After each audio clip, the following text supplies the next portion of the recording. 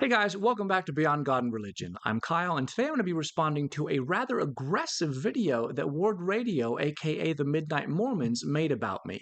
And to get you up to speed, here's what my initial video was about. So, did Brigham Young actually call for the extermination of the Timpanogos Tribe that was here living in Utah when they got here?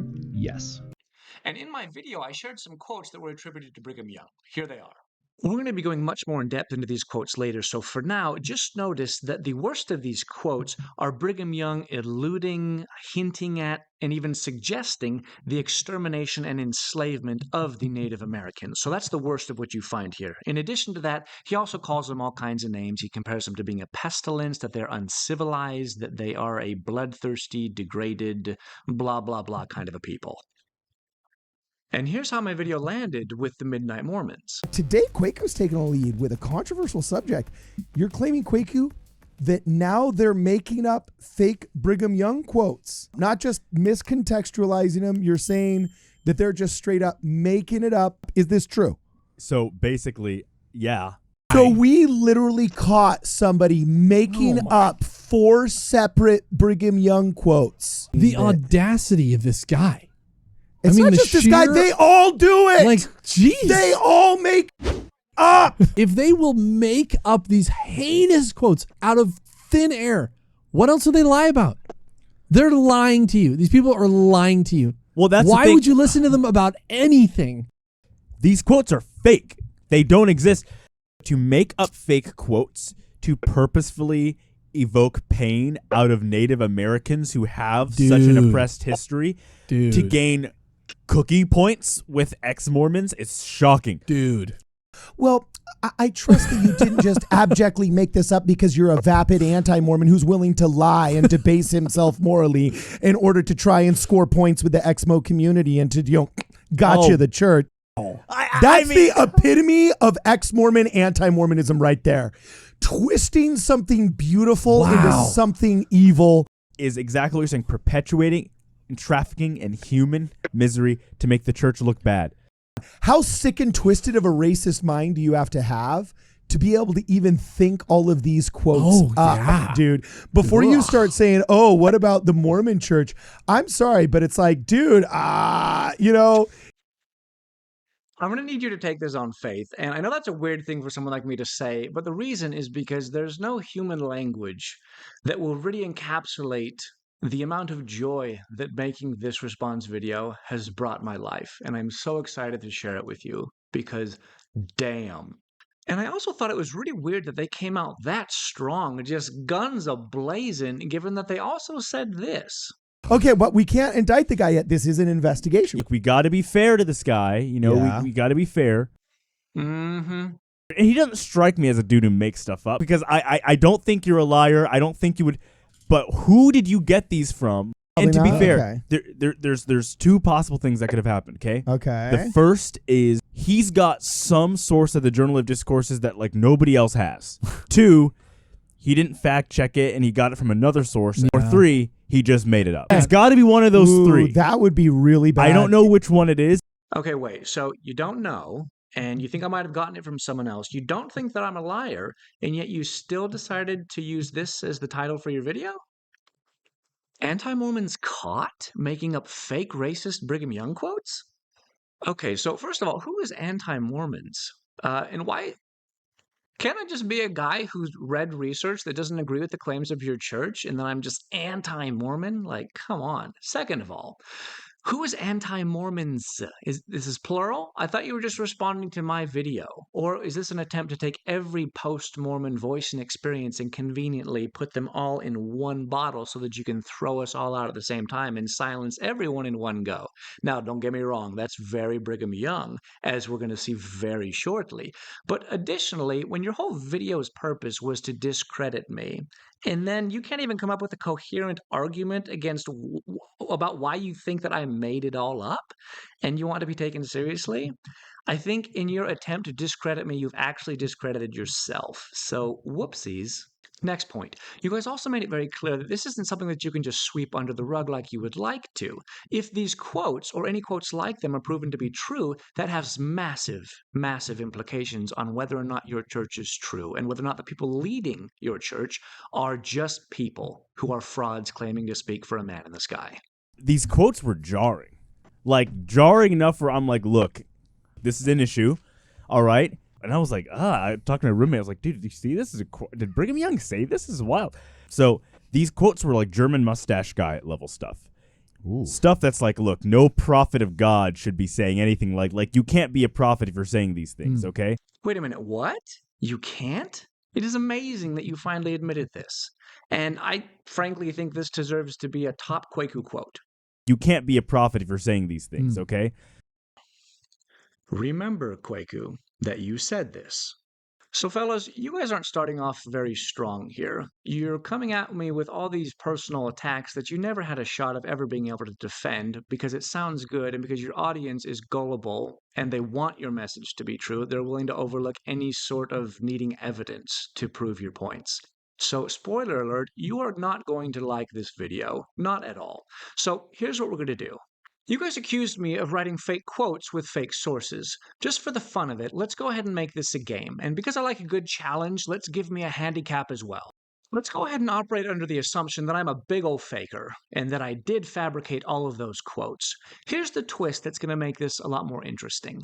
What would happen? What would it mean if I could substantiate every single word of what was in those quotes and so much more using first-hand historical accounts from both Mormon and non-Mormon individuals who were there at the time? Additionally, what if I could provide historical documents from the Timpanogos as well as your own church that are literally on your own church's website right now? What would that mean?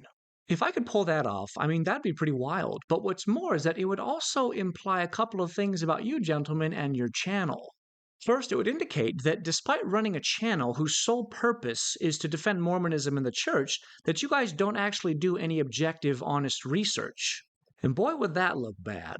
Now, if that's the case, and I'm saying that it is, then it's going to get really awkward for everyone involved because we all remember when you said this. Remember, I'm searching through this as a member of the church, trying to find horrible quotes that our prophet said, and that would make us feel terrible. But my surprise was that these things are just fake. He's saying Brigham Young shouted this from the rooftop. Nah. No one heard it, apparently. No one heard can't it. Find it. I couldn't find this stuff anywhere. Yeah, I know. Like, what is he even... I don't know what these guys are talking about. This is the worst thing ever. Yes. How have we not been bombarded with this? How has John DeLynn not jumped on these quotes like nobody? Like, this should be everywhere. Yes. I don't know what the heck this guy is. I could not find this stuff. They're lying to you. These people are lying to you. Well, that's why would you listen to them about anything? You know, that's actually a fair question. Why would anyone listen to me? Well, for starters, I don't say things like this. Brigham Young would never be caught dead saying like, oh, yes, we are white people. And by the way, Brigham Young would never say that. Brigham Young didn't consider himself a white man. Did you know this? What? Brigham Young did not. He did not. The Mormons were considered a different race.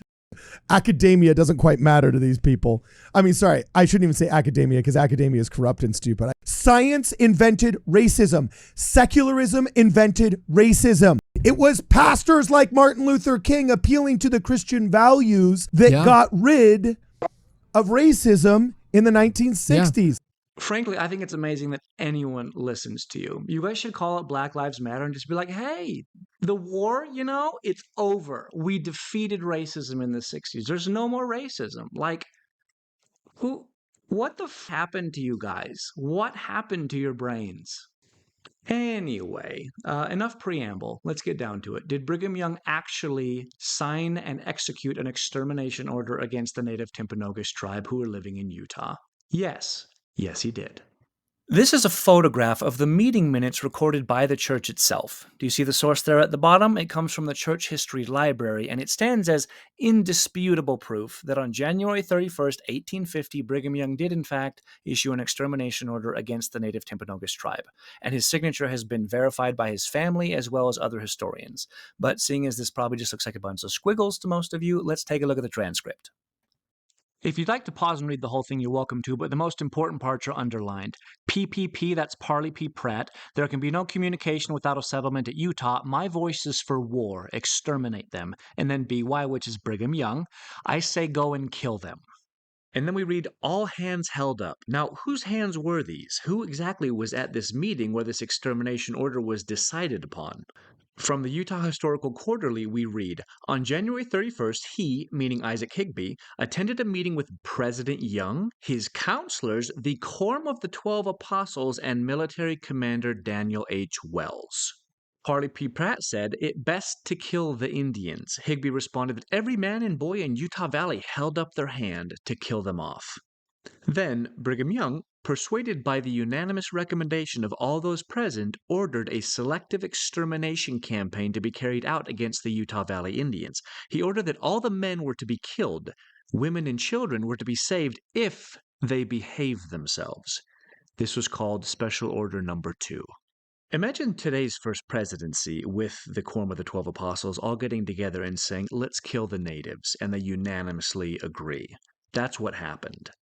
Now, if you guys want to look this up for yourselves, just go to the website that the church discouraged us from using, Google, and type in Mormon or Native American Extermination Order, and it will bring you here. At this point, you can either click the button that says 64 primary sources, or you can scroll down. If you scroll down, it'll bring you to a timeline. Let's click the button first. It'll bring you here where you can click through a whole bunch of different sources, but if you scroll down until you see this one. Brigham Young orders killing of Native Americans. And there it is. This is the timeline that I referred to earlier, and let's go ahead and take a look at these. Let's start with the red. Interpreter Dimmick Huntington.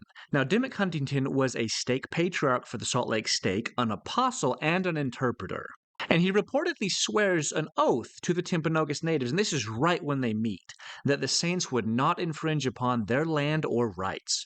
And then in the orange we see, Brigham Young advises Utah Valley saints to be vigilant with self-defense with the indigenous groups, but to also focus on teaching them to raise grain and ordering them to quit stealing. Now the irony is mind-boggling, because essentially what he's saying is, hey, don't let those natives steal back their stuff. And then in the yellow, Brigham Young advises Utah Valley saints that there is no necessity for warring with the Indians and killing them. So yes, he did say don't kill them, but this was before the extermination order. Let's go to the pink. Brigham Young holds a council meeting regarding the attacks from natives. Parley Pratt urges extermination, and Young calls for an expedition to go and kill them. And next we see Daniel H. Wells orders an expedition to exterminate all hostile Native Americans in Utah Valley that are unwilling to sue for peace. In other words, to bow their head and say yes to their being colonized. Next, Brigham Young sends a note to General James Little, who was then fighting in Utah Valley, wishing him all the success and prosperity in his campaign and a safe return when it is over. And it should go without saying that extermination orders tend to catch attention, and so there's lots of different sources that validate that this actually happened, not just one.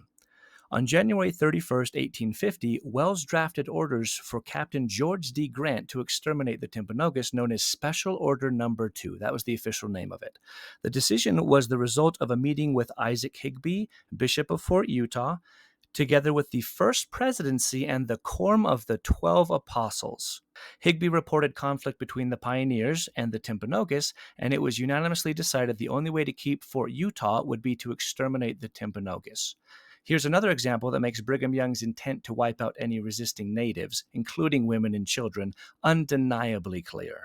I say, go and kill them. Tell Dimmick Huntington to go and kill them. Also Barney Ward. Let the women and children live if they behave themselves. We will have no peace until the men are killed off. Never treat the Indian as your equal. We validated like half the quotes I shared just with this one quote. Now, as I was researching this topic, and I mean actually researching this topic, I had the opportunity to meet with some people who are more credible than anyone else on the planet for this topic. Can you guess who those people might be? The woman here in the middle is the acting chief of what remains of the Timpanogos Nation after the Mormon settlers almost completely exterminated her tribe. Her name is Mary Mayer, and she's a gem of a human being.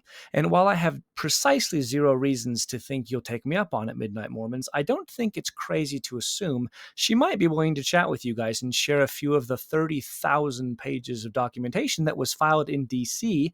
throughout and after the Black Hawk War, which validates the claims of how her people were treated by the Mormon settlers. Here's just a blip of what she said on the subject of her people's history. By the year 1909, most of our leaders were killed, many of them in the Black Hawk War. Our population decreased from approximately 70,000 to about 1,300. Today our population is close to 900. The newcomers called us the Lamanites, the chosen people. We were chosen to walk knee-deep in the blood of our ancestors. The time has come for the truth to be spoken. We are still here. We will not be brushed aside. We, the Timpanogos people, are the indigenous people of Utah. We are Shoshone. The blood of our ancestors cries out to us. They must be remembered for who they really were. For anyone who wants to learn more, the Timpanogos Tribe has a website. It's Timpanogos.tribe.com. And speaking specifically to the Midnight Mormons, if you really are open-minded and seek to pursue the truth, no matter what it is, and share it with your audience as you claim, why not consider having a conversation with Mary? She might even come on your podcast. I can't guarantee she'd say yes, but I also can't dismiss that she wouldn't see that as an opportunity to speak on the topic to a group of people who most need to hear it and who are least aware of it. Another resource I recommend people look into is this book by Phil Gottfredson. Phil is the gentleman on the far right, and I am proud to say that he's now a good friend of mine. Phil also has a website that I'd recommend, which is blackhawkproductions.com. Additionally, Phil has a great-grandfather named Peter Gottfredson, who actually lived with the natives through the Black Hawk War and wrote a lot about what he personally witnessed happen to the Timpanogos, and that's his book there on the right. Now, getting back to the Midnight Mormons, one of the techniques they used to try to dismiss what I was saying was that if this stuff was real, it would be everywhere. This is the worst thing ever. Yes. How have we not been bombarded with this? How has John DeLynn not jumped on these quotes yes. like nobody? Like, this should be everywhere. Yes. So why isn't it everywhere? In his book, Phil addresses what I consider to be the most salient factor explaining why so few people are aware of what happened between the Mormon settlers and the native Timpanogos. He says, I had read all the books I could find on the subject when it became clear to me that all accounts were written from the Mormons' one-sided perspective. I found that celebrated scholars and award-winning authors who have written about the Black Hawk War never asked or cared what the Native Americans they studied had to say about their work, nor did they ask them to analyze or interpret their books or to share their own version of the particular story being told. Consequently, virtually every account about Utah's indigenous peoples is biased and based on assumptions, replete with half-truths, ambiguities, platitudes, and omissions. It's incredible that some 70,000 Timpanogos Indians, who are the Aboriginal people of Utah, died from violence, starvation, and disease, the direct result of Mormon colonists who stole their land and destroyed their culture over a 21-year period of time. Only a tiny fraction of people know anything about them, who they were, or what they believed in. In his book, The Bear River Massacre, Darren Perry also addresses this issue. Historian David Lewis said, history doesn't always affirm us. Sometimes history challenges us to think about an uglier past that we would rather not have. But that is really the power and benefit of history. It connects us to the past. It connects us to our humanity and our inhumanity. And it offers us a way to move forward to a new relationship that is a 21st century relationship based on respect. Respect for the truth and what happened in that past moment. Now, if you're wondering, who is this Darren Perry? Who is this anti-Mormon guy peddling this false narrative about the church? Well, plot twist, he's actually an active member of the church, and he even does a video on your church's website about the stuff that we're talking about. And he also wrote The Bear River Massacre, a Shoshone history, but I guess in all of your researching, you couldn't find either of these. His book, I promise, is not hard to find, and not to brag or anything, but we follow each other on Instagram. But let's get back to Mary. It was the summer of 1847 our lives would be changed. A new people would come, not like the big hats of old. These people would build fences, claim lands, and disrupt our culture and way of life, bringing confusion as they spoke of their God and peace while sharing sacks of flour laced with broken glass. Brigham Young said you can get rid of more Indians with a sack of flour than a keg of powder, destroying us with what appeared to be acts of kindness. And again, stories like this about flour being laced with glass are not just found in one or two instances, they're all over the place. Isla shared the story of her family getting a sack of flour from the Mormons. When old James Reed saw the flour, he dumped some of it on the table and brushed his glove-covered hand across it, exposing the broken glass fragments hidden inside. She always warned against taking food from Mormons because of this. Historian Todd Compton takes us further into this topic, but before we read the quote, I just want to point out something that's really important.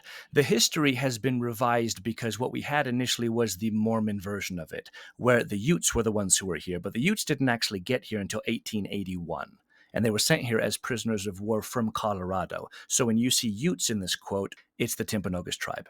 Although the rhetoric of Brigham Young contained the promise of accommodation and respect for the Indians, at that moment, Young was pursuing a policy of extermination against the Utes of Utah Valley. Under his direction and extending well beyond his tenure as superintendent, the Mormons continued to crowd the Indians off choice land, using force as necessary until 1869, when the Utes were finally relocated or expelled from the territory or confined to its remote corners. When I was still an active member of the Mormon Church, it was strongly encouraged that you don't trust someone who isn't enthusiastically in support of the church's narrative. And as such, you have to wonder who these people are. I know that there's a lot of Mormons who are going to be watching this who are not going to trust anything that I say, because if it's being said by an anti-Mormon or somebody who just isn't a member of the church, well, it couldn't possibly be true. So who is this Todd Compton?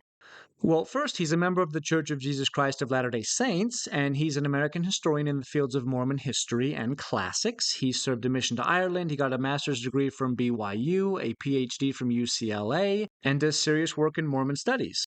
As you can see here, he's written a bunch of books and other pieces on church history as well as many other topics.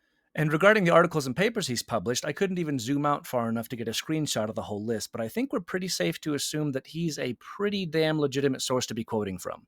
So now that the skeptics are hopefully on board, let's continue. For some people, especially active members of the church, the word extermination really cuts to the bone. So did Brigham Young really mean exterminate? Though extermination seems a harsh characterization, LDS leaders actually used the word in their dealing with Indians. Apostle Willard Richards stated, "My voice is for war, and exterminate them." Later in the same meeting, Brigham Young articulated an equally extreme position. "I say go and kill them." Those present voted in support of this plan. Young advised military leader Daniel H. Wells on February 14th, 1850, "If the Indians sue for peace, grant it to them, according to your discretionary judgment in the case. If they continue hostile, pursue them until you use them up. Let it be peace with them or extermination." So in other words, bow your head and say yes or die. One of the most notable ways in which Utah's history has been whitewashed and conveniently revised to suit the interests of the church is made clear by this account. Here we were pestered with the Indians. They were continually coming out from the mountains, which was their lurking places, and stealing cattle and horses. There were several attempts made to stop them, but to no effect. Now, this quote reminded me of a sketch by the late comedian George Carlin, who points out that in sports, the referee never sees the first act of aggression, only the retaliation, which is a perfect analogy for how the Timpanogos have been remembered.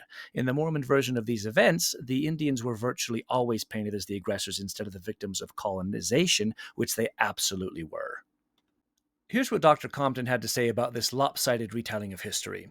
Such language fails to recognize that the Mormons were settling permanently in traditional Indian lands, often occupying the best camping sites near reliable springs, hunting in the Indians' hunting grounds, and grazing their stock on meadowlands, often rendering them unfit for sustaining the animals and plants used by the Indians.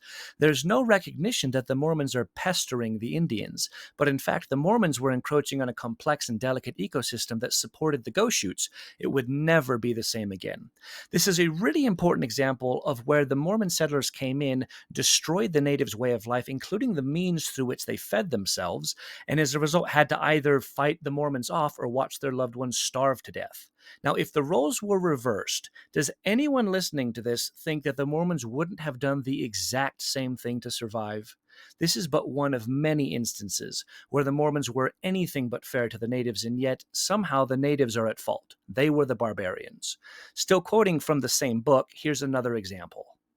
The context for this one is that some horses belonging to the settlers had gone missing, and so they just assumed that the natives had stolen them.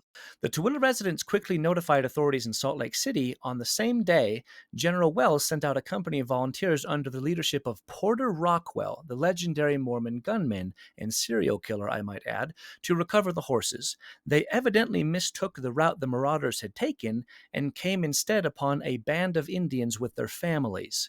They had apparently not been involved in the horse raid, but Rockwell, in a questionable decision, ordered that 30 should be taken as prisoners to Tooele.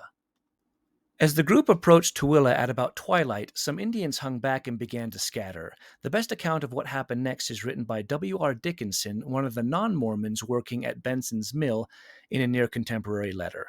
Custer spurred his horse to get round them. He then pulled his revolver, pointed at the Indian, shot. Another Indian got Custer. I shot the Indian that shot Custer. Porter Rockwell, in his report to Brigham Young, neglected to mention that Custer fired first, thus shading the narrative to make Custer seem like the victim of an unexpected and unprovoked attack. In a later retrospective account, this story has been embellished further, a typical dynamic in anti-Indian partisan history, to paint the Indians as even more cowardly. Now, this is obviously awful, right? But unfortunately, the story doesn't end here. Rockwell and his men, not finding any trace of the stolen horses, deemed it unwise to turn the thieves in their power loose to commit more depredations and perhaps shed the blood of some useful citizens, and they were sacrificed to the natural instincts of self-defense. This brutal execution of innocent Indians was thus scrubbed clean and turned into self-defense. Speaking of scrubbing the history, here's another quote from the Midnight Mormons. Is there an original PDF where the church scrubbed this, like they scrub all of their negative history? But Yikes. Getting back to the history, as more and more settlers arrived in the valley, the tension between them and the native Timpanogos grew. And as the resources required to sustain life became harder and harder to come by, the walls around the natives began to close in. One of the tipping points that eventually led to war was the murder of a native man the whites called Old Bishop. On a warm spring day, 3 men were riding along the Provo River on their horses when they came upon a friendly Indian who the whites called Old Bishop. The 3 men, Rufus Stoddard, Richard Ivy, and Jerome Zabriskie, began to heckle the man. They accused him of stealing the shirt he was wearing off a clothesline. Old Bishop denied having stolen the shirt from anyone, saying he had made a fair trade for it. Ivy pulled his gun on Old Bishop and told him to take it off. The old Indian man stood his ground and refused. Ivy murdered the Indian in cold blood. The record continues. Concerned that what they had done would spark retribution from the Timpanogos, the men then gutted the old man. They then filled his body cavity with rocks and threw him in the Provo River. Satisfied, the men returned to the fort and boasted of having taken Old Bishop's life. Thinking they had committed the perfect murder, they relaxed and fell back into their routines. Demands were made by the Timpanogos band that was camped near Fort Utah that the whites at the fort turn over the one guilty of killing Old Bishop, but their demands fell on deaf ears. The Timpanogos demanded compensation for the death of Old Bishop in cattle and horses, and again their demands were ignored. While researching, I also found another source that confirmed this story. The men who killed the Indian ripped his bowels open and filled them with stones preparatory to sinking the body. And we also have the Mormon retelling of this story, where the only difference is that there was no question that Old Bishop had in fact stolen the shirt. I'm skeptical of the LDS retelling of that story, but even if it was true and he had stolen the shirt, on what planet would that justify murdering somebody? Maybe just on Kolob. Life for the natives changed very quickly as soon as the settlers started to show up, and as Mary mentioned before, 1847 was the year that life was never again going to be the same for the natives. By 1860, more than 40,000 Mormon settlers had arrived in the valley, and within just 10 years, by 1870, that number had more than doubled to 86,000. And by the year 1890, can you guess what percent of the population was still native? 1.6. At this point, the natives were completely overrun, and they were forced to do the only thing that they could do to survive, which was to begin resisting the Mormons. Imagine what life would have been like for these natives, watching these foreign invaders come in drunk on their own religiosity and absolutely certain that they are fulfilling the will of God. And as they do this, you're forced to watch the only life you've ever known become completely unrecognizable to you. The natives used to live near the shore of what we now call Utah Lake. In addition to running the risk of being murdered, there was also the risk of catching the measles, an epidemic that the settlers had brought with them. And so as a result, they fled into the mountains near the Provo River, a place that had always been a very significant food source for them. But unlike the natives, the settlers overfished the river using gill nets, which allowed them to harvest approximately 6,000 fish from the river each day. So when the natives sought to go catch fish for themselves, there was almost nothing left to catch. And as if that wasn't a death sentence already, imagine desperately seeking the aid of these settlers who have completely destroyed your way of life, including the way that you get food, and then being turned away. Starvation was a very common cause of death for natives at this time. This is the life that was forced upon the Timpanogos by their Mormon colonizers. So when you hear people say, well, there was blame on both sides, so I guess we could all just do better, kindly tell that person to get their head out of their ass. Manipulation is when they blame you for your reaction to their disrespect. We're going to shift our focus now towards some of the events that led up to the Battle of Fort Utah, a battle that occurred not even a mile away from where Brigham Young University sits today. As a result of being involuntarily placed in a literal do-or-die situation, the natives started to steal horses from around Fort Utah to either trade away for other goods or to turn into food, because that was the only option left. In response, the settlers, completely unaware of the mind-bending amount of irony of this entire situation, were completely out of their minds furious. Here's how Brigham Young ordered they respond. Quoting again from Dr. Compton, on February 9, 1850, Daniel H. Wells wrote to George D. Grant, "Take no hostile Indians as prisoners, and let none escape, but do the work up clean." Thus, killing Indians was not just allowed, but was sometimes ordered. Negotiations were often not even attempted. Instead, the adversarial military point of view prevailed, which judged success by body count. Quoting now from the Utah State Archives, we read, "The initial detachment commenced battle on February 8, 1850 under Captain Grant. However, after hearing reports of poor attitude of the settlers in working with Grant's troops, Brigham Young asked Wells to lead a detachment. On February 11th, Wells arrived and split the army into two. One contingent followed the trail of some Timpanogos who had fled up Rock Canyon. Wells led the other contingent south towards Spanish Fork River. He divided them into smaller parties and searched the southern valley for native peoples to kill. On February 14th, at Table Rock near the southeastern shore of Utah Lake, one of the smaller hunting parties captured a band of Utes, again Timpanogos. Lieutenant Gunnison of the Stansbury expedition reported that the Mormons promised to be friendly to the Timpanogos men, but then lined up the men to be executed in front of their families. Some attempted to flee across the frozen lake, but the Mormons ran after them on horseback and shot them. At least 11 Ute men were killed. In total, 1 militiaman and an estimated 102 Timpanogos were killed. Now, this particular account leaves out a lot of detail, but luckily Phil Godfredson's book fills in the gaps. A government official by the name of Captain Howard Stansbury convinced Brigham that all conciliatory efforts had failed, and the only recourse was to take action against the natives. In contradiction to his feed them, not fight them policy, Brigham Young supplied his vigilante army with arms, ammunition, tents, and camp equipment for the soldiers. Under the leadership of Colonel George D. Grant, 50 troops were sent to Fort Utah in the late winter of 1850. Captain Grant's cavalry left Salt Lake. They traveled all night through deep snow and the bitter cold, so that they could take the Timpanogos who were camped along the river near the fort by surprise. There were about 70 or more Timpanogos warriors along with women and children in the camp, while under the cover of darkness and in the twilight of that bitter cold morning, Grant and his men surrounded the camp and opened fire on the sleeping Timpanogos. This next part's going to be a little bit graphic, but I think it's important that you understand what happened and how it happened. Field cannons boomed as they fired chain shot at the unsuspecting camp, ripping open the teepees, sending women and little children running in all directions, screaming in terror as the surrounding troops shot them down one by one. It is said that the chain shot ripped off the limbs of its victims, leaving them to die an agonizing death. The air filled with smoke from the guns as Timpanogos warriors, led by Chief Old Elk and Opakari, put up a good fight. The battle lasted for 2 days. One of the few survivors of this massacre was a young man who at the time had just reached his 20s. He would later be known as Black Hawk, as in the Black Hawk War. This name was given to him by Brigham Young in a slippery attempt to shift the blame for the war onto the natives and away from himself and his followers. So instead of calling this war exactly what it was, a Mormon war, or if it pleases some of you, the Church of Jesus Christ of Latter-day Saints War, Brigham Young named it after a boy who he was personally responsible for dragging into it. This is what happened immediately after the massacre concluded. The general told Black Hawk that he must lead his people and do all that he was told to do. Then they would be set free and their horses would be returned to them.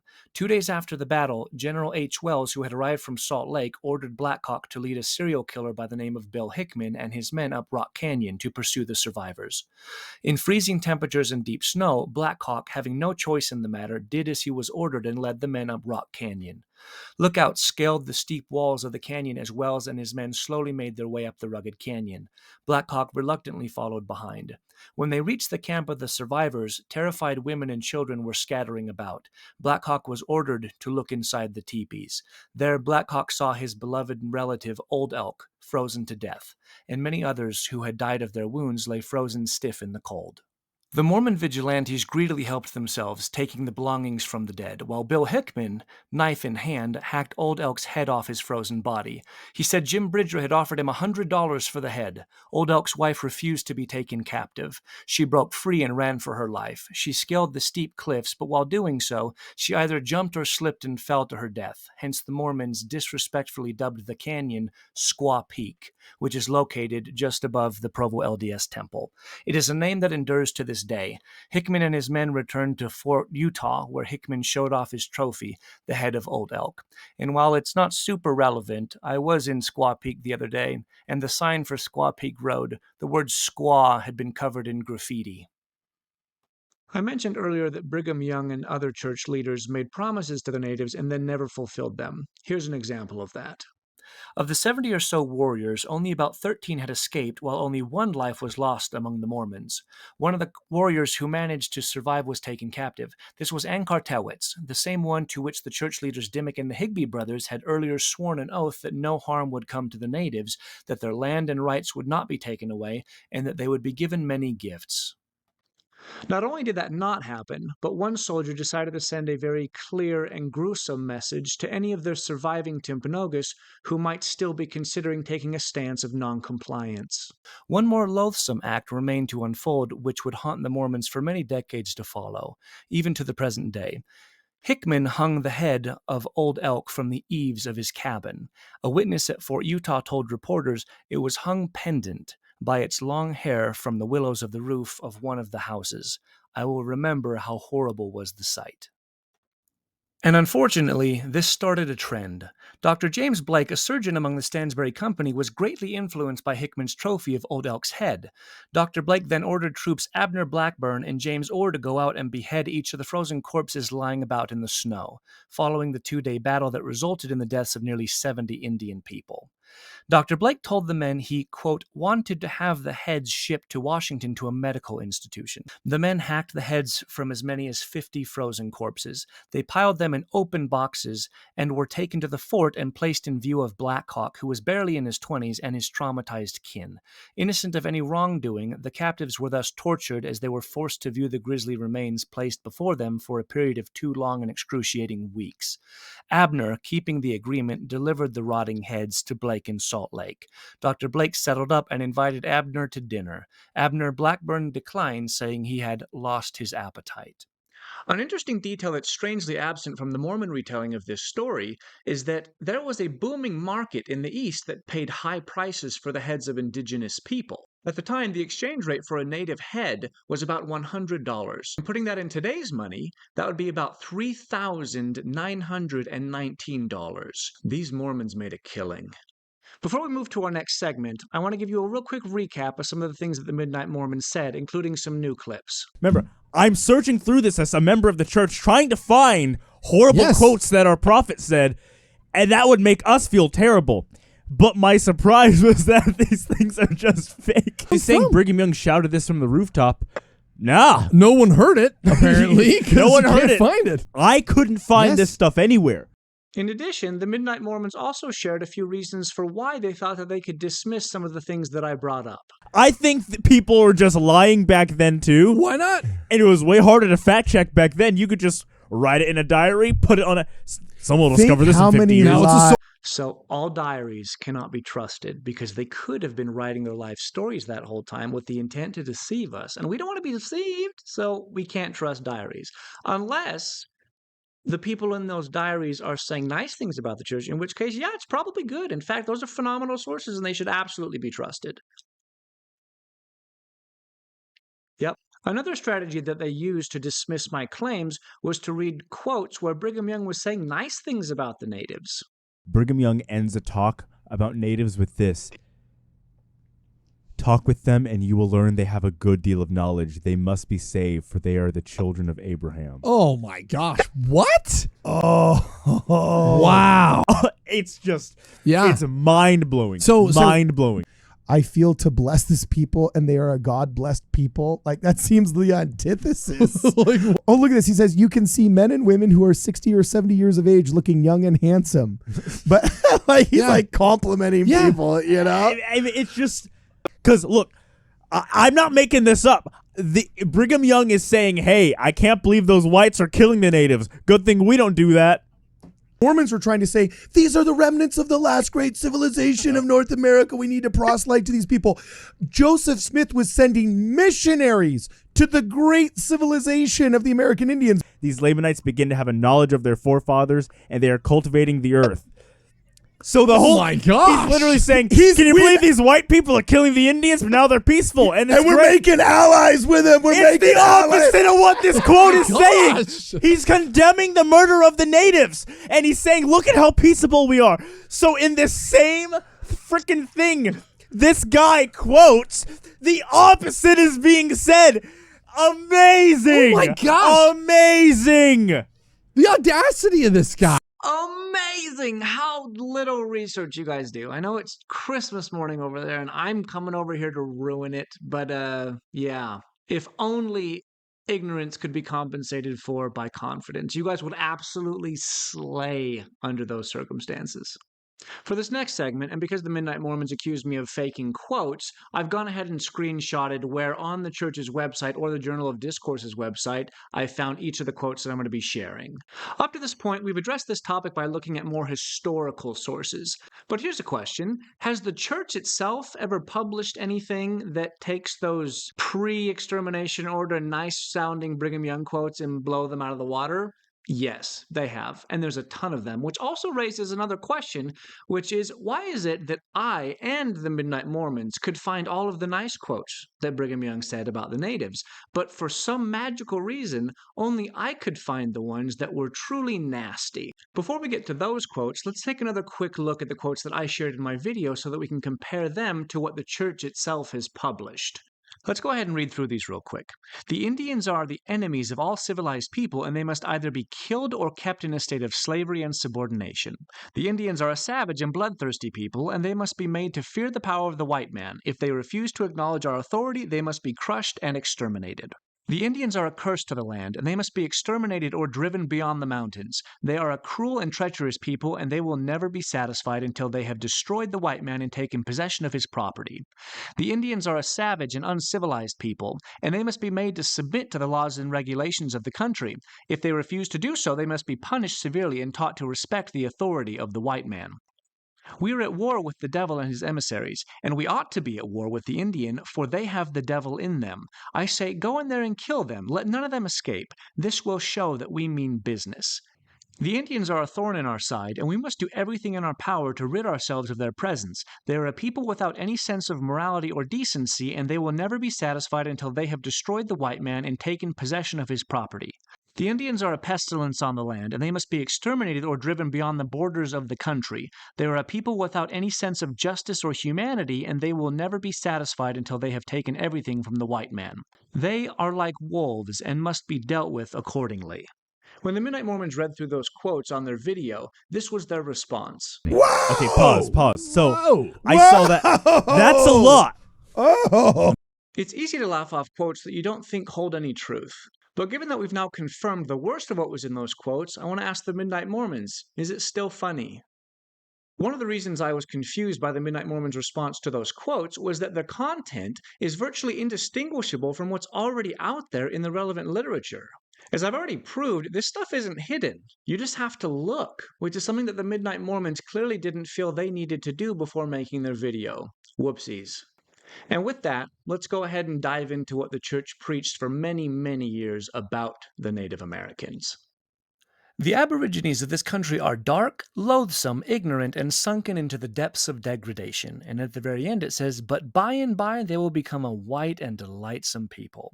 Now this last part hints at something we'll be getting deeper into later on, which is that the church taught that if the natives became Mormon and followed their religion, their skin would turn whiter as they became better and better people.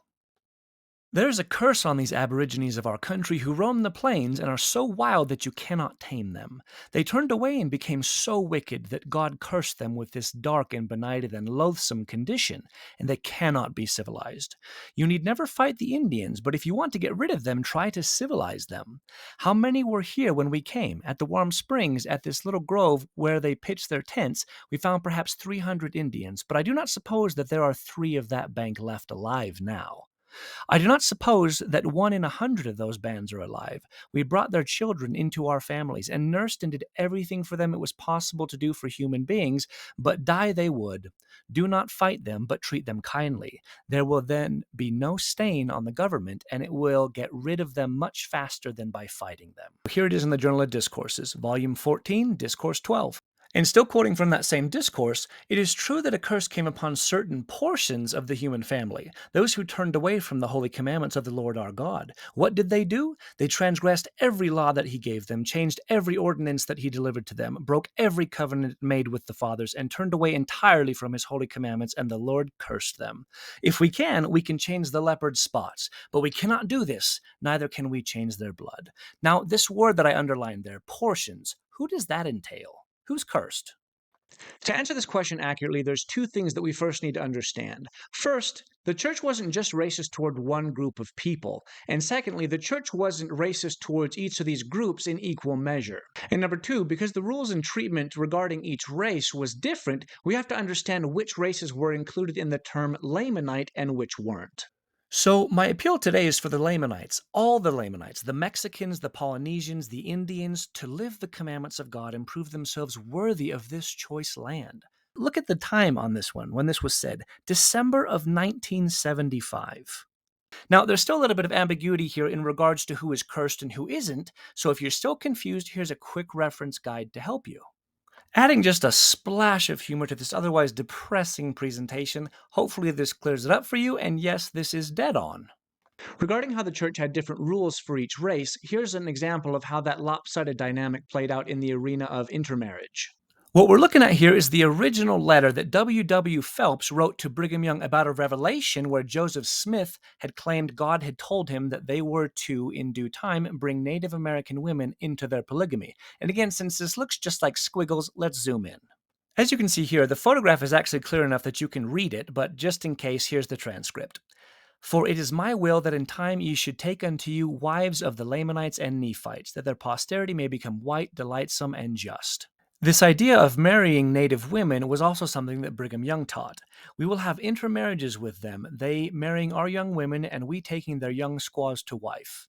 Their color shall be removed. Now, once again, we'll be returning to this quote in a moment to explore the doctrine that the skins of the cursed races would eventually become white. But before we get into that doctrine, did the same rules apply if you were of African descent? Shall I tell you the law of God in regard to the African race? If the white man who belongs to the chosen seed mixes his blood with the seed of Cain, the penalty under the law of God is death on the spot. This will always be so.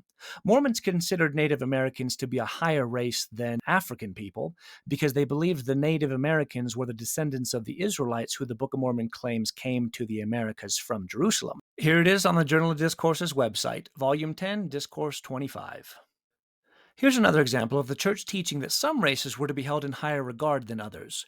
Well, what about the removal of the curse? We know what the Lord has said in the Book of Mormon in regard to the Lamanites. They shall become a white and delightsome people. I know of no scripture having to do with the removal of the curse from the Negro. Returning now to the doctrine that God would actually lighten the skin tone of individuals of cursed races when they became Mormon, let's focus on the blue. By these means it is the will of the Lord that the curse of their color shall be removed and they restored to their pristine beauty. And this wasn't an obscure doctrine. This was shouted unabashedly from the rooftops for a really long time. Indian turning white. A Winnebago Indian, Louis Armel, living on the reservation, is said to be the object of scientific observation because for many years his skin has been gradually turning white. He is now 54 years old and probably not working in a field. He still has copper patches, but physicians believe that if he lives a few more years, he will become entirely white. The day of the Lamanites is nigh. For years they have been growing delightsome, and they are now becoming white and delightsome, as they were promised. promised. The children in the home placement program, which we will absolutely be getting to, in Utah are often lighter than their brothers and sisters on the reservation. It was evident she was several shades lighter than her parents on the same reservation. There was a doctor in a Utah city who for 2 years had had an Indian boy in his home who stated that he was some shades lighter than the younger brother just coming into the program from the reservation. One white elder jokingly said he and his companion were donating blood regularly to the hospital in the hope that the process might be accelerated. When the Lamanites fully repent and sincerely receive the gospel, the Lord has promised to remove the dark skin. Perhaps there are some Lamanites today who are losing the dark pigment. Many of the members of the church among the Catawba Indians of the South could readily pass as of the white race, also in other parts of the South. So, as you can see, the church taught for generations that the pigment of your skin was a physical indicator of righteousness, where the whiter you are, the more pure you are. Now, given that white people also do evil, was there ever an occurrence where God turned a white person's skin dark? Of course not. This rule was only to be enforced on people of color, never to white people. So if a white person was out in their field a little bit too long, was that ever seen as an indicator of spiritual decay? Of course not. But the fun, unfortunately, doesn't stop there. Here's another prophet. The Lamanites, now a downtrodden people, are a remnant of the house of Israel. The curse of God has followed them as it has done the Jews, though the Jews have not been darkened in their skin as have the Lamanites. I want to pause here real quick and show you something that's a little bit tangential, but very interesting just the same. When I was verifying that last quote in the Journal of Discourses, which you can see here up on top in the blue, I couldn't help but notice this prophet also had quite a bit to say about another cursed group, the Jews.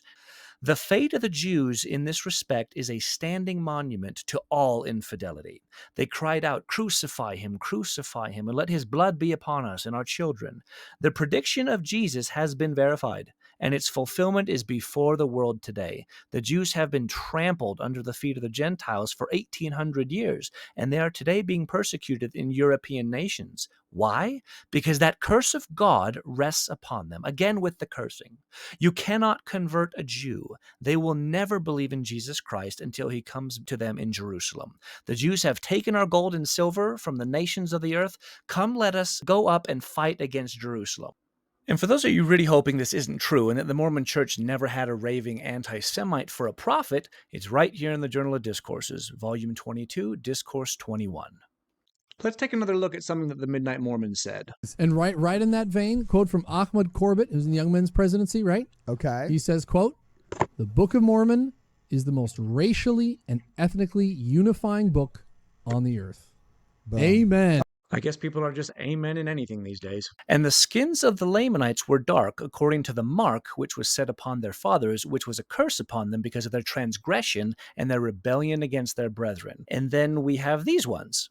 And quoting again directly from the Book of Mormon, he had caused the cursing to come upon them, yea, even a sore cursing because of their iniquity. For behold, they had hardened their hearts against him.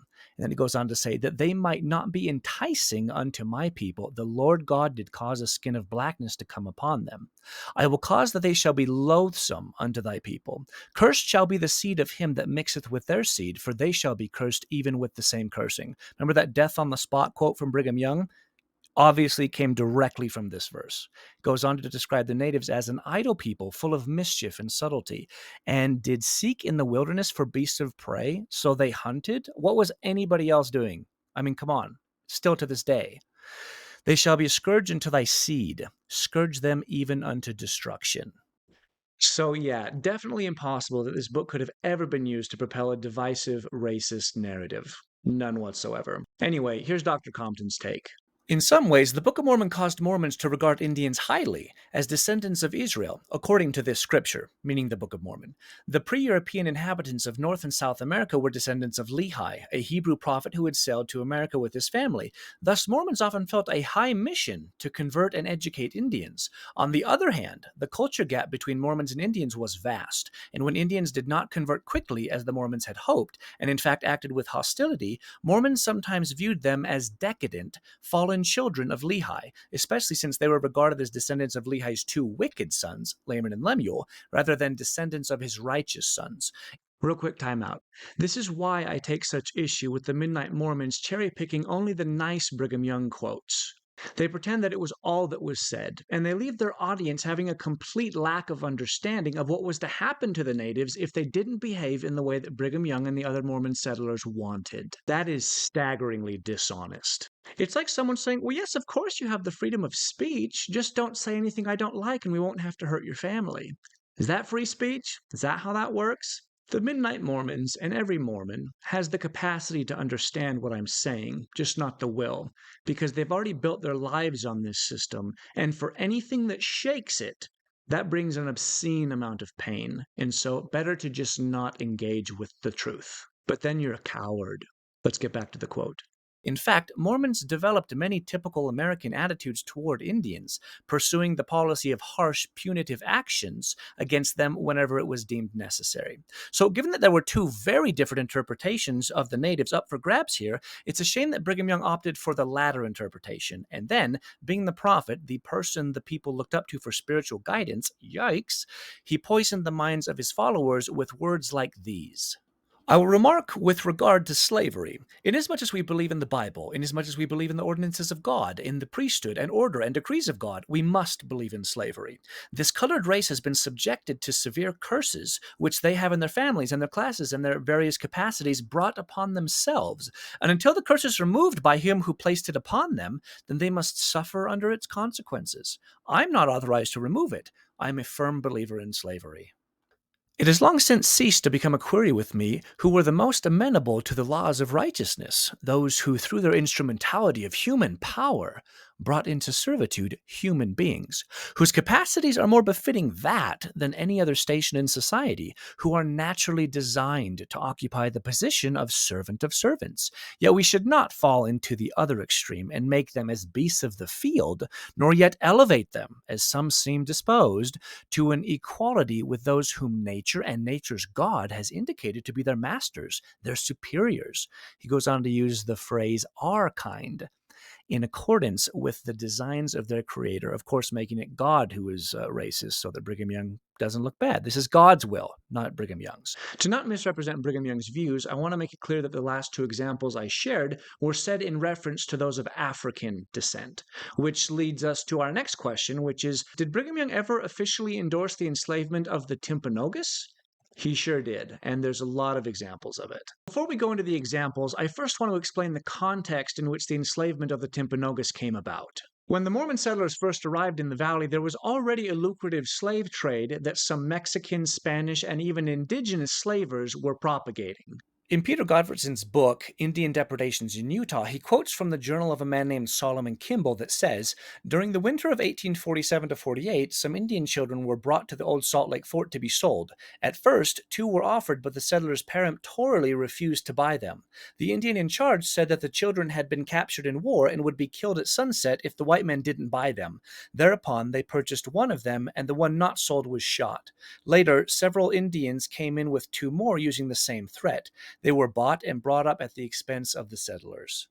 Peter goes on to mention a second account. Soon after the Mormons had arrived in the valley, a number of Indians were encamped at the hot springs north of Salt Lake City. A little girl whom they had stolen from another tribe was offered for a rifle. The colonists at first refused to buy, whereupon the Indians began to torture her, declaring that they would kill her unless the rifle was forthcoming. In the face of this cruelty and threat, one of the men parted with his only gun. These last two examples paint a very different picture of what you would imagine enslaving someone would look like. To be perfectly clear, would I have done any differently? Of course not. If the options are to watch that person be tortured to death, or you buy them, of course you buy them. It doesn't mean that you just keep them as your slaves in perpetuity. To be traded away as a ransom fee could be seen as something that the native would have to pay back over time. And given that you just saved them from a gruesome, horrific death, I don't imagine that they really would have objected to such an arrangement. Unfortunately, and as we'll see, that's not what happened. We've all heard the saying, never let a good crisis go to waste. Brigham Young and those who followed him truly believed that the Timpanogos were the remnants of a degraded and apostate race that could only be redeemed through Mormonism. So when Brigham Young became aware of their plight, this presented him with an opportunity to step in as a white savior figure, and boy did he run with that. The following quotations come from a very apologetic-leaning dissertation written by a BYU student in 1991.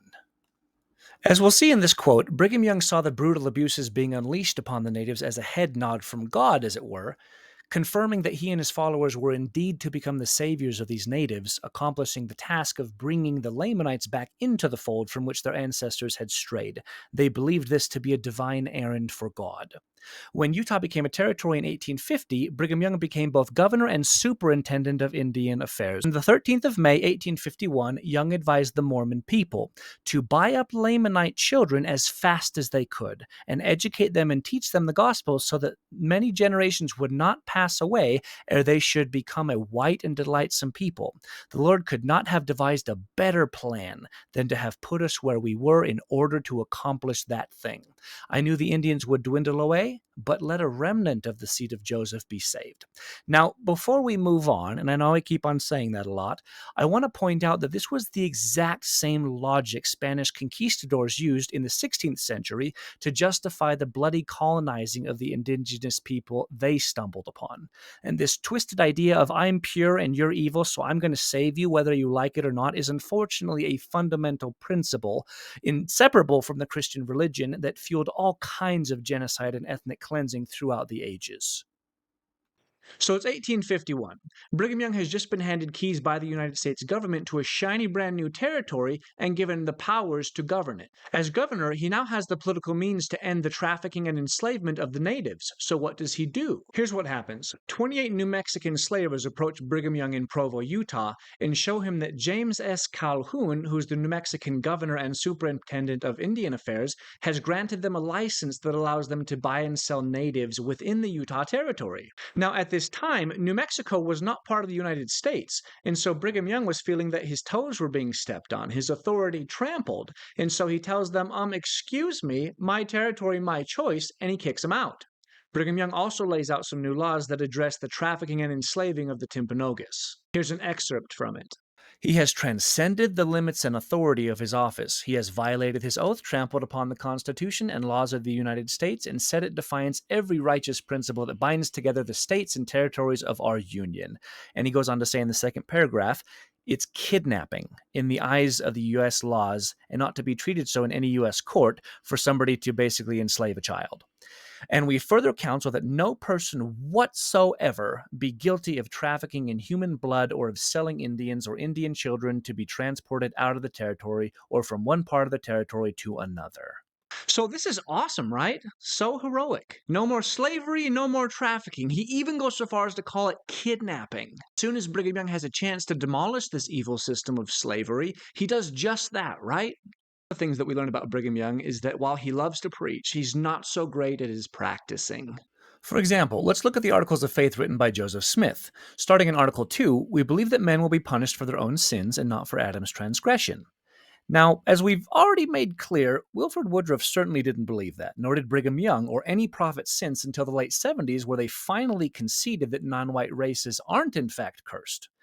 Moving to number 11, we claim the privilege of worshiping Almighty God according to the dictates of our own conscience and allow all men the same privilege. Let them worship how, where, or what they may. Unless, of course, you're a native, in which case your traditions are evil and you need to be scrubbed clean through Mormonism. And finally, in Article of Faith number 12, we believe in being subject to kings, presidents, rulers, and magistrates in obeying, honoring, and sustaining the law. Unless, of course, that's inconvenient or they just don't want to. The church had, and has, I might add, no problem acting in contradiction to what they claim to believe when it benefits them to do otherwise. And Brigham Young wasn't shy about this at all. Do you remember this remark? He's saying Brigham Young shouted this from the rooftop. Nah. No one heard it, apparently. No one heard can't it. Find it. Back again in our trusty Journal of Discourses, we read, I live above the law, and so do this people. It's hard to get more clear than that. He preached this from the pulpit, or as some might call it, the rooftops. He gave his people permission to be just like him, a two-faced hypocrite. Just to more fully illustrate how delusional this man was, let's continue. The broad law of the whole earth is that every person has the right to enjoy every mortal blessing, so far as he does not infringe upon the rights and privileges of others. It is also according to the acts of every legislative body throughout the Union to enjoy all that you are capable of enjoying, but you are forbidden to infringe upon the rights, property, wife, or anything in possession of your neighbor. I defy all the world to prove that we have infringed upon that law. It's almost incomprehensible to me the amount of self-awareness a person must not have in order to issue an extermination order and then have words like these fall out of your mouth without a hint of irony. Top it off, he says, "Talk not to me about law." The audacity of this guy. I know, it's pretty crazy, but don't let this shake your faith, because he was definitely a prophet. Like God, the embodiment of love, he had no one better to choose from. It had to be Brigham Young. It's just, God's ways are higher than ours, okay? On February 4th, 1852, the Act in Relation to Service was passed, which officially legalized the enslavement of Africans in Utah. Isn't it fun how they call slavery service? It's just so clever. I mean, no one's going to know. How would anyone know? It's impossible. And then adding insult to injury, just over a month later, because there was still some ambiguity regarding how this law applied to the natives, another law was passed called the Act for the Relief of Indian Slaves and Prisoners. Kind of ironic that an act claiming to be providing relief to a group of people would actually also be the same act that legalized their enslavement. Instead of dismantling the system of buying and selling people, he simply eliminates the competition, thereby creating his own monopoly. And sure, while Brigham Young didn't exactly encourage the torture of enslaved natives, still, it's not exactly what I'd expect from a person claiming to be the sole mouthpiece for a God of love. So essentially, despite being perfectly poised to end a great evil, Brigham Young chooses not to, because he sees promise in not doing so. Now, where have we seen this plot line before? Take as much time as you need to see the parallel here, because it is perfect. Let's take a quick look now at the specifics of the law that is to provide relief to the natives. There's a lot of text here, so let me break it down for you really quick, section by section. Section 1 basically says that in order to enslave someone, you first have to be a white person. I mean, because obviously. It also says that your potential slave has to be a woman or child unless the grown male you want to enslave is a prisoner. And finally, it states that you can only owe them for up to a quick 20 years, which, by the way, was twice as long as the New Mexico law, which maxed it out at 10 years. Section 2 says you have to fill out some paperwork where you are required to include the date, the slave's name and age, name of the parents, what tribe they came from, your name as their master, and the name of the person you got from. Section 3 says you have to bind them to some useful vocation. And finally, Section 4 states that if your slave is between 7 to 16 years old, you have to send them to school for 3 months out of the year, provided there is one nearby. It also states that you have to provide decent clothing for them. Is this still looking like the providing of altruistic relief to anyone? 20 years, no pay? And in regard to the 20-year cap rule, at least they have the rest of their lives to be free, right? What would you guess the life expectancy was for a person living in the 1950s? 25.5 years, and that's for a white person with no extermination order against them. Now you might wonder, has the church ever said anything about this to confirm that it's true? Had the Midnight Mormons even bothered to look on their own church's website, they would have been able to validate the claim that Brigham Young did, in fact, officially and legally endorse the enslavement of the Timpanogos. And further solidifying his religious delusion, Brigham Young even went so far as to say that by purchasing these children, members of the church would be, quote, purchasing them into freedom. Do we have anything where Brigham Young ever tried to justify his decision to exterminate and enslave the natives? We do. God planted us here in the valleys of Ephraim. Our business is to save Israel. We are brought to these valleys for a good purpose. In all his dealings, he is wise. His hand is in it all. Our duty is to be diligent in saving Israel. If we are not faithful, we will be removed and others placed in our stead. It gets worse. My remarks in the first place will be upon the cause of the introduction of slavery. Long ago, Mama Eve, our good old Mother Eve, partook of forbidden fruit, and this made a slave of her. Adam hated very much to have her taken out of the Garden of Eden, and now our old daddy says, I believe I will eat of the fruit and become a slave too. This was the first introduction of slavery on this earth, and there has not been a son or daughter of Adam from that day to this what were slaves in the true sense of the word. So we're all slaves, really. Now, fun fact, Wilford Woodruff was actually present at the joint session of the legislature where that last quote came from. We have the notes that he took of Brigham Young's speech. He remarked that the whole world were slaves. Eve partook of the forbidden fruit and also Adam, and it brought slavery upon all their posterity in some way or another, and this will continue until we become righteous enough to drive the devil and evil from his earth. Many a life by this means is saved, many a child redeemed from the thraldom of savage barbarity, and placed upon an equal footing with the more favored portions of the human race.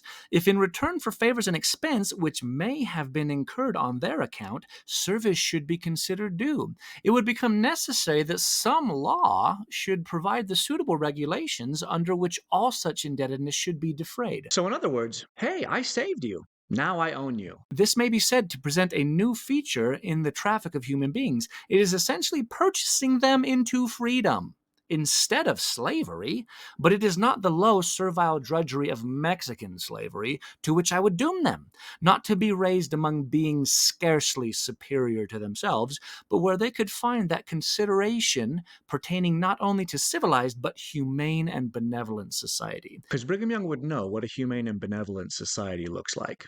Because of the culmination of all the events we've discussed so far, left so many children displaced, orphaned, and otherwise without protectors, a growing number of boarding schools were built to relieve them. And as you can probably guess, these displaced children became the victims of programs that sought to capitalize on their predicament. Many of the children who ended up being put to work in the dangerous and abysmal conditions of these boarding schools were forcibly taken and placed there. But what about their families? Wouldn't they miss them? There are many recorded instances of the Mormon settlers killing the men and then enslaving the women and children. Here's just one. The Mormon militia approached the Timpanogos, telling them that they were friendly. The militia proceeded to line them up and execute them. Dozens of Timpanogos women and children were enslaved. And of the children who were not forced to be there, many of them ended up there anyway because their desperate caretakers couldn't afford to manage their needs as well as the children's. Up until even very recently, studies have been done that continue to expose the truth of what life looked like for these native slaves. Let's look at what they spent their time doing. As you can see in this clip from the article, menial labor, digging ditches, chopping wood, building fences, leveling ground. They provided unpaid labor for decades to the underfunded federal institutions they were often coerced to attend. Superintendents boasted about how much work the students supplied, detailing it in their annual reports. The article goes on to say that at the Uinta boarding school, for over 20 years, they didn't have a water system, and so boys had to haul the water from the streams to the grounds. A superintendent said, "I will say for the boys that their work, consisting as it does of chopping wood and of carrying water from 30 to 60 yards, is a real drudgery and hardship. Especially so when the thermometer is 25 and 30 degrees below zero." And in a later hearing, this was said, "You don't think the clothes they have is what they ought to have for winter. He says from the littlest to the biggest, they have to work. He says they are hungry. Even the smallest girls were required to do such work as they could perform in the various departments."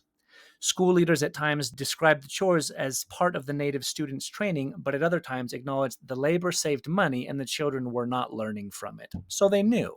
In another article entitled, "Here's What a Federal Report Says About the Native American Boarding Schools in Utah," starting in the third paragraph, we read, "The boarding schools aim to assimilate Native children into white culture and typically banned them from speaking their language. Rules were often enforced through punishment," the Interior Report said, "including corporal punishment such as solitary confinement, flogging, withholding food, whipping, slapping, and cuffing. The Interior Department said it expects further investigation will show the approximate number of Indian children who died at federal Indian boarding schools to be in the thousands or tens of thousands. By looking at historical documents, the Salt Lake Tribune has tallied at least 50 student deaths at two early boarding schools in the Uinta Basin, where Ute, and I would add Timpanogos, children were forced to attend. The federal report does not specifically mention those." Focusing on the pre-1900 era of slavery in Utah, this article addresses the conditions that awaited Native children who were adopted, quote-unquote, by the settlers. Framed as charity, the law instead deepened the kind of captive raiding Young had hoped to avoid. In one infamous incident, the adoption of Indian children followed the massacre of their parents. At Circleville, Utah, in 1866, LDS settlers herded some 30 Paiutes into a church meeting house. The next day, they executed all the Paiute adults while deliberately sparing the children. One boy was later sold for a horse and a bushel of wheat. According to one study, more than 400 Native children were forcibly taken into LDS households between 1847 and 1900. Some 60% of Indian adoptees died by their early 20s. Those who survived generally found themselves without a community, full members of neither their original tribes nor the white communities in which they were raised. As time passed, these programs evolved into what we now recall as the church-run Indian Placement Program. And although this program was known by multiple names, as you can see here, they were all one and the same. But first, let me give you a little bit more background. While the IPP officially began operating in 1954, which was long after the Mormon settlers had been taking the natives as slaves, it really began the first time that a Mormon purchased a native. The IPP developed from an informal placement in 1947 in Richfield, Utah by the LDS Church. Here's what happened. A 16-year-old Navajo teenager, Helen John, asked permission to stay in the city to go to school. As a result, Golden Buchanan and Miles Jensen organized an informal placement program under the direction of Spencer W. Kimball, who was the chairman of the church's Committee on Indian Relationships. With her parents' permission, Helen was allowed to stay with the Buchanan family, whom she knew in Richfield. This arrangement was not an official program, but it was the basis for the Indian Placement Program that would later be established. In his book Making Lamanites, historian and professor Matthew Garrett addresses the primary goal of the program. The ISPP worked to instill Western notions of industry through the imposition of an ethno-religious identity. The Lamanite identity defined Indians as culturally and spiritually apostate Israelites destined for latter-day restoration through an internalized Protestant work ethic. When non-Mormon Indians are asked about the program, their response is invariably bitter and hostile as they explain that many Indians view the program as a form of kidnapping that takes away the Indian community's most prized people, its youth. Quoting now from an April 9, 1984 issue of the Salt Lake Tribune, Vine Deloria Jr., a Sioux Indian and political science professor at the University of Arizona, made a similar observation. Mormons and Indians share a common heritage, but he complained Mormons are taking Indian children off reservations and indoctrinating them in the church's beliefs. Deloria continued by stating he sees great parallels between Mormons and Indians in the 1840s to the 1890s when the federal government tried to break down their social structures. He said the Mormon Church placement program threatens Indians. The IPP reached its peak in the 1960s and 70s before it was finally closed in 1996. I was 7 years old then. And even if you ignore all the adoptions that took place before 1954, it's still estimated that some 50,000 Native children were subjected to a program like this. Given that Brigham Young had a front row seat to all the pain that he inflicted on the native Timpanogos tribe, did he ever admit guilt? Did he ever try to make reparations for what he did? Before we read this next quote, it's important for you to understand what it means to, quote, jump a claim. When the settlers happened upon a piece of land in which they saw potential, they would build improvements upon that land. From their perspective, because they felt that they had improved that land and made it better than when they found it, they felt justified in saying, well, this is mine now. This is my land. An equivalent modern example of this would be like me coming to your house with a brand new drinking fountain and installing it in your home. And then as you say, hey, thanks, I say, no, thank you.